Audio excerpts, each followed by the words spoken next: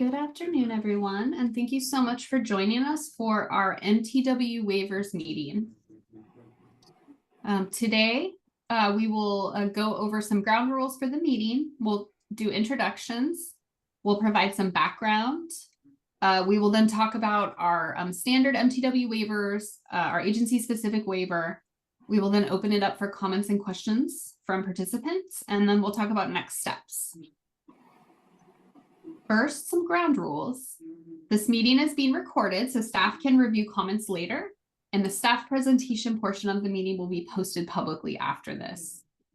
If you have a comment that you would like to provide, please raise your hand or use the raise hand feature on Zoom if you have a question or comment. We do ask that people hold questions and comments until the end of the presentation, and we will call on folks and then they can speak once they're recognized. We also ask that people keep questions and comments on topic and limit them to 2 minutes or less. Now we'll do some quick staff introductions. I will start. My name is Janina Attic. I'm the Director of Policy and Innovation at the Everett Housing Authority, and I also serve as our MTW coordinator. Hello, my name is Suman Han. I'm the Thrive Program Manager and Hearing Officer at EHA. Hi, my name is Heather Smith. I'm the Communications and Engagement Manager here at EHA. Hi, I'm Anna Todd. I am Deputy Director of Rental Assistance, also known as Housing Choice Voucher. Thank you. All right, so next I will provide some background information. First, let's talk about what MTW is. MTW is a federal demonstration through the U.S. Department of Housing and Urban Development, which is called Moving to Work.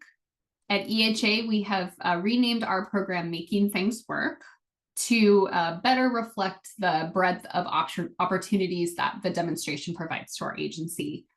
We also call it MTW for short. What being part of the MTW demonstration allows us to do is to set local policies and use our HUD funding flexibly to help us better meet local needs.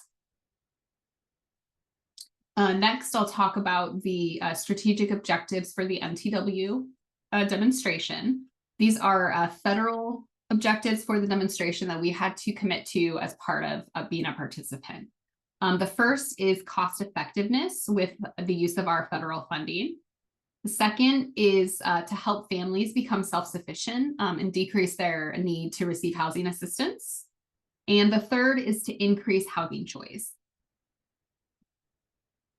The reason that we're conducting this meeting today is because we are required to conduct an additional meeting when we have certain types of waivers that we are proposing to implement under our MTW program.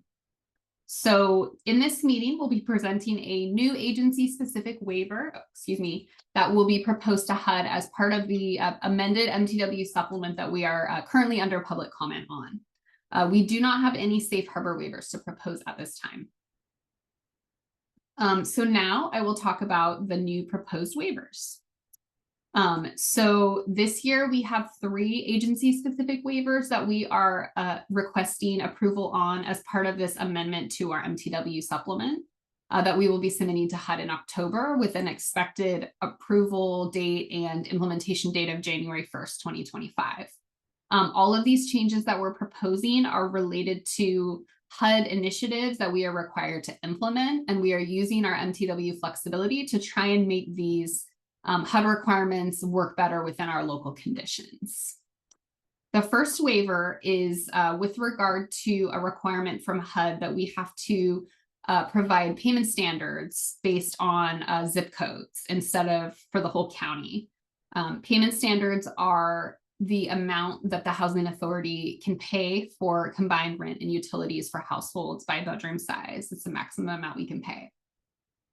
Normally, we are allowed to set our payment standards between 90% and 110% of the fair market rent for a particular zip code. What we are requesting approval to do is to allow us to go up to 120%. And what we envision doing with that waiver is allowing us to set those payment standards for certain zip codes a little bit higher so that we can increase access to certain zip codes that are higher opportunity areas for participants. the last two waivers that we're proposing are related to a HUD regulation called Housing Opportunities Through Modernization Act. It was a bill that passed Congress several years ago, making some significant changes to the way that rents are calculated, income is calculated, and other things on the voucher program. The first of the waivers related to HOTMA is around when we calculate a change in someone's rent if they have an increase in their income. Under HOTMA, we would be required to calculate the amount of the increase, and if it's at least a 10% increase over the family's current income, we would then be required to increase their portion of rent based on that new income. What that would require staff to do is to have to collect information about that increased income and determine if it meets the 10% threshold, and then implement that change. What we are proposing to do instead is to eliminate the requirement to have families have to report interim increases in income between their regular reviews, and then increase their rent accordingly. We believe that this will have two benefits for the agency and participants. What it will do is allow them to allow participants to keep more of the money that they earn if they increase their income between their regular reexaminations or annual reviews. It will also streamline the work for staff, because regardless of whether the increase meets the threshold for us to recalculate their rent, we still have to collect that information and calculate the amount of the increase.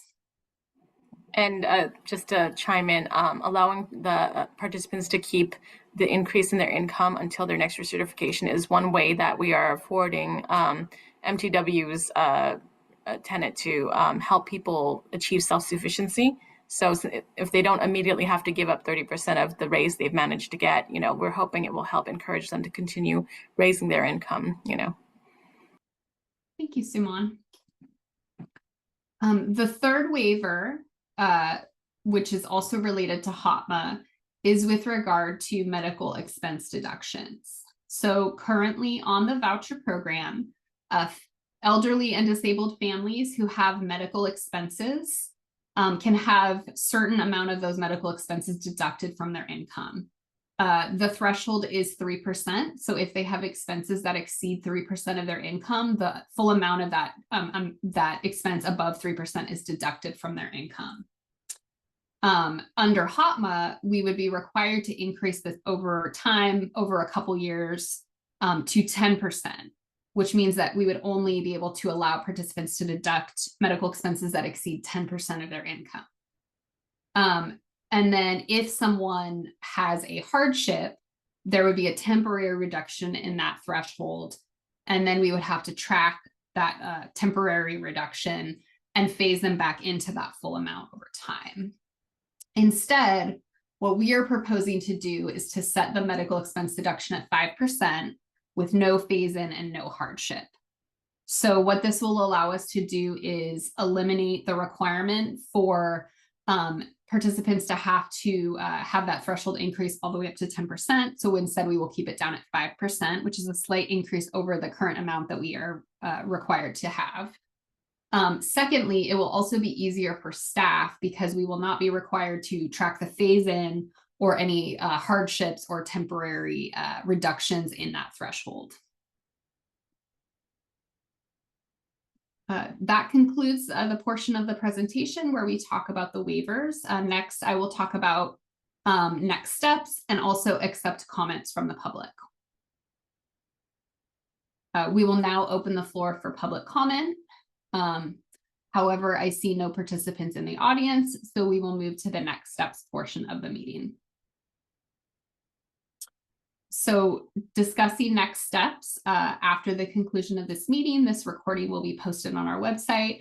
Our draft amended MTW supplement and annual plan are currently available on the Housing Authority website for review and public comment. We will be conducting a public hearing at our Board of Commissioners meeting on Monday, October 7th at noon. Members of the public are invited to come to the public hearing and provide any comments that they have. Following the public hearing, our board will be voting to adopt these amendments to our annual plan and MTW supplement. and staff will then be submitting them to HUD for review and approval. HUD is expected to review and approve the requested amendments no later than December 31st of this year, and the changes will be implemented with an effective date of January 1st, 2025.